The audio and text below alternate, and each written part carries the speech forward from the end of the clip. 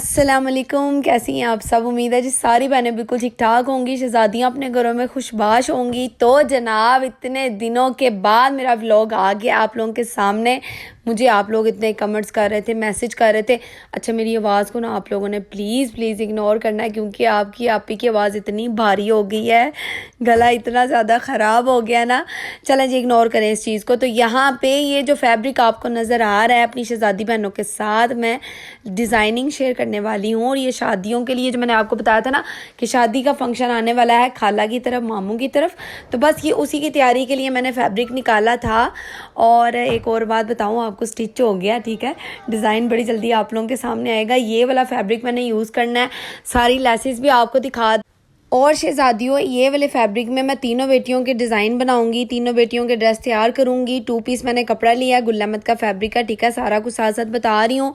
और अब शाम का टाइम स्टार्ट हो गया था, तो मैं यहाँ पे बैठ की थी। अपना जितना भी मटीरियल मैं बाज़ार से लेकर आई हुई थी बच्चों के कपड़े तैयार करने के लिए, सितारे मोती वगैरह जो होते हैं ना, वो सारी चीज़ें मैंने ना निकाली। और बस ये जो मैंने आपको बॉक्सेस नज़र आ रही हैं, मदनी सेंटर से मैंने परचेज़ किए थे। जिस तरह एक टिफ़न बॉक्स होता है ना, किचन की चीज़ें जो होती हैं, उनमें से मैंने इनको पकड़ा और मैंने कहा बस मैं इसके अंदर जो है ना सितारे डालूंगी, मोती डालूंगी, जो भी मेरी फैंसी चीज़ें होंगी ना वो इसके अंदर जाएंगी, जितनी भी यूज़ करने वाली कपड़ों के ऊपर। तो बस ये मैंने ना 3-4 डिब्बे मैंने ख़रीदे हुए हैं और इसमें मैं इस तरह पोर्शंस के अंदर डाल रही हूँ। और ये लड़ियाँ जो आपको मोतियों की इतनी क्यूट सी नज़र आ रही है ना, इनका मैं इस्तेमाल करूँगी।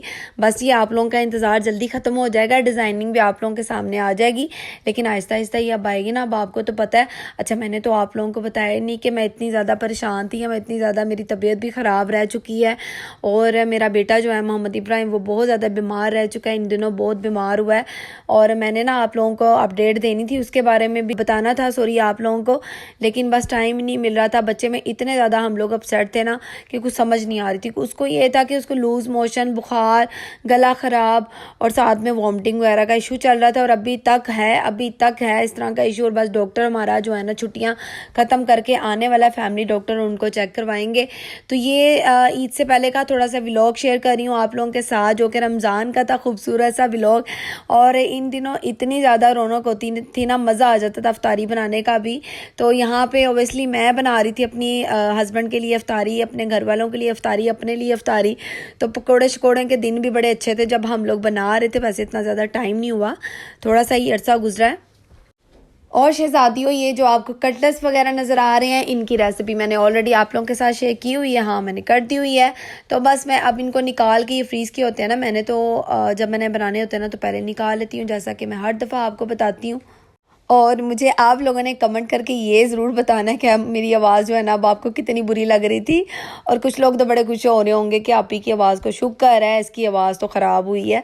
क्योंकि मुझे ना, बस क्या बताऊँ आपको, इतनी नज़रें लग चुकी हैं ना, इतना बुरा हाल हुआ है। अच्छा, शायद मौसम की चेंजिंग की वजह से इस तरह हो रहा है कि बड़े छोटे जो है ना वो बीमार हो रहे हैं। मेरी साल है ना, उसका गला अभी तक ठीक नहीं हुआ, वो भी बीमार है। रमीज़ा का भी गला खांसी वो भी बड़ी करती है, और मेरा भी यही इशू चल रहा है। तो मैं तो जितनी मैं चाय पीती हूँ ना, मैं सोचती हूँ कि मेरा गला कैसे ख़राब हो सकता है।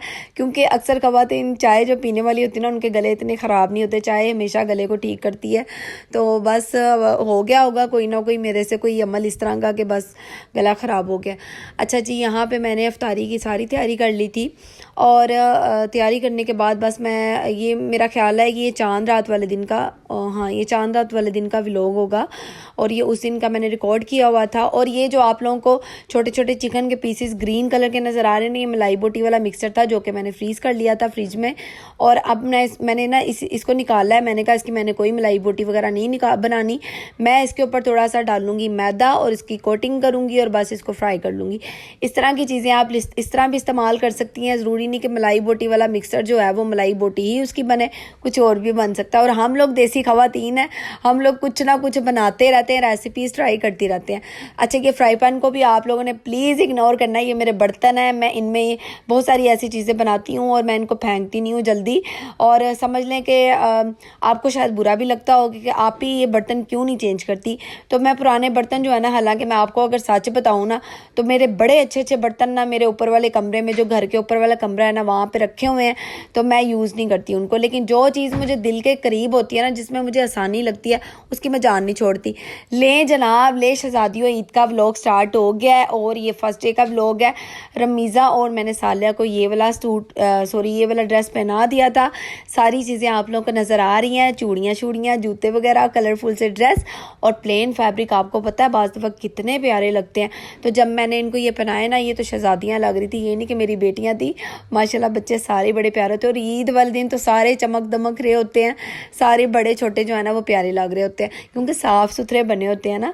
तो ये पिन्ने शिन्ने पोनियाँ वगैरह मैंने सारी इनकी निकाली थी। अच्छा, सारा स्टॉक पड़ा हुआ है इनकी पिन्ने शिन्ने पोनियों का, लेकिन मैं बीच में से मखसूस जो चीज़ें होती हैं ना वो निकाल के तो आप लोगों के सामने दिखा देती हूँ कि ये इस ड्रेस के साथ ये पहनेंगी।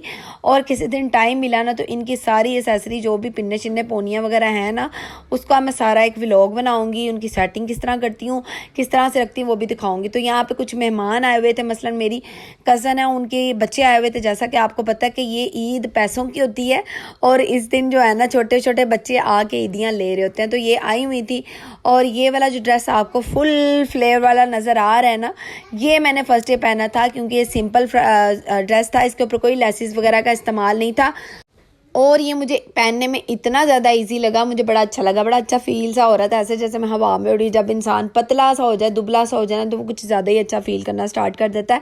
तो ये चूड़ियाँ ना मेरे प्यारे से हस्बैंड लेकर आए हुए थे, एक दिन पहले लेकर आए हुए थे और मैंने ही मंगवाई थी उनसे जनाब, वो खुद नहीं लाए, मैंने ही कहा था उनको चूड़ियाँ ला दे मुझे। आप लोग समझे कि आए इतनी मोहब्बत करते हैं। कभी कभी मूड हो तो ऐसा कर लेते हैं, लेकिन बहुत कम, लाइफ में बहुत कम इस तरह है कि वो ना स्पेशल जाके मेरे लिए खुद लेके आए हो। तो खैर ये चूड़ियाँ मैंने पहनी और ये मेरी बेटियाँ तैयार हो गई थी। जैसा कि मैंने आप लोगों के साथ शॉर्ट्स में भी व्लॉग शेयर किया हुआ है, सालिया किस तरह की लग रही थी, रमीज़ा का ड्रेस भी शेयर किया हुआ है। और टिकटॉक की तो बात ही ना करें, टिकटॉक पे तो साथ साथ गाइड करती रही हूँ आप लोगों को, शहजादियों सारा कुछ आप लोगों को दिखाती रही हूँ वहाँ पे भी, इंस्टाग्राम पे भी। जो टिकटॉक पे अपलोड है वही इंस्टाग्राम पे अपलोड है। अच्छा, सालिया के मैंने बाल ना इस तरह बना दिए थे, मुझे बड़े अच्छे लग रहे थे। मैंने कहा चुटिया का भी एक स्टाइल अलग ही निकल आया।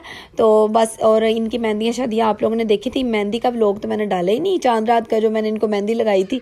चलें जी, कोई बात नहीं, मेरे ख्याल से वो मेरे से ना डिलीट हो गया। और अरीशा इस तरह की लग रही थी, सिंपल सा ये वाला ड्रेस इसको पहना दिया था क्योंकि इन्होंने ज़्यादा घर में रहना था या फिर अपने ताए वगैरह के, ताया जी के घर में जाना था, ताई अम्मी के घर में जाना था और इन्होंने अकेले ही जाना था। मैं बहुत कम जाती हूँ क्योंकि घर में कोई ना कोई आया गया होता है। और आप लोग मुझे बताओ कमेंट करके, आप लोगों की ईद किस तरह की गुजरी? सब कुछ ठीक ठाक है? बच्चे सारे हैप्पी शैप्पी हैं? स्कूल तो अब स्टार्ट हो गए होंगे ना। तो बस ये छोटा सा क्लिप आप लोगों को मेरा नज़र आ रहा है कि मैं ना यहाँ पे पहन के ना मट्टी वाली एरिया में जाके बैठ के, मैंने कहा मेरा छोटा सा क्लिप ले ले कोई जाना और मैं अपनी बहनों के साथ शेयर कर दूँ। अम्मी आई हुई थी, सारा भी आई हुई थी और शाम को मैंने आपी को भी फ़ोन करके बुला लिया था क्योंकि आपी ने अम्मी की तरफ आना था। तो मैंने कहा आपी आप थोड़ी देर के लिए मेरी तरफ ही आ जाओ, क्योंकि अम्मी उन्होंने तो मैंने उनको अभी आने नहीं देना, क्योंकि वो 1-2 घंटा बैठने का क्या फ़ायदा कि आपके माँ बाप आएँ और बहन भाई आएँ और 1-2 घंटा बैठ के चले जाए, वो भी ईद वाले दिन। मैंने कहा नहीं, आप लोगों ने ना ज़्यादा टाइम मेरी तरफ रहना है, मैं बना लेती हूँ कुछ ना कुछ, खाने में बना लेती हूँ। तो खाना तो वो खा ही नहीं रहे थे, बड़ी मुश्किल से मैंने इनको अंदर बिठाया है और आपी भी शुक्र है आ गई थी। अभी उनकी बेटी भी आप लोगों को नज़र आई है लास्ट में। और यहाँ पे मैं बना रही थी अफगानी चिकन और साथ साथ मैं एप्पल खा रही हूँ क्योंकि दिल बड़ा घबरा रहा था, मुझे ये था ठंडी चीज़ कोई मिल जाए। अच्छा, वैसे मेरे हाथ में चूड़ियाँ प्यारी लग रही थी ये वाली, और साइज़ ना बड़ा अब छोटा हो गया। पहले मैं ना थोड़ा बड़ा साइज़ में ले रही थी, जब मैं प्रेगनेंसी में थी ना तो बड़े साइज़ की चूड़ियाँ आ रही थी और अब मैं बड़ी खुश हो रही थी, बड़ी शौकियाँ मार रही थी कि अब छोटे साइज़ की चूड़ियाँ अब आएंगी और इससे छोटा अगर साइज़ करना है ना तो फिर मुझे और ज़्यादा पतला होना पड़ेगा। तो यहाँ पर अफ़गानी चिकन भी बिल्कुल तैयार हो गया। तो उसके बाद मैंने बनानी थी वो क्या कहते हैं, पुलाव बनाना था और साथ में मैंने कढ़ाई बनानी थी। और मेरे हस्बैंड ना ज़्यादातर ईद वाले दिन यहाँ तो पुलाव शौक़ से खाते हैं, चिकन कढ़ाई या मटन कढ़ाई वो इतना शौक से नहीं खाते। तो मैं पुलाव बना रही हूँ। यहाँ पे प्याज को मैंने थोड़ा सा ब्राउन किया है और बस इसके अंदर मैंने लहसुन अदरक का पेस्ट डालना था। पेस्ट लाजमी डलता है, स्टार्टिंग पे ही डाल देते हैं, बाज़ लोग बाद में भी डालते हैं, मसलन मसाला भूनते वक्त भी डाल देते हैं, लेकिन मैं स्टार्टिंग में डाल देती हूँ प्याज के साथ।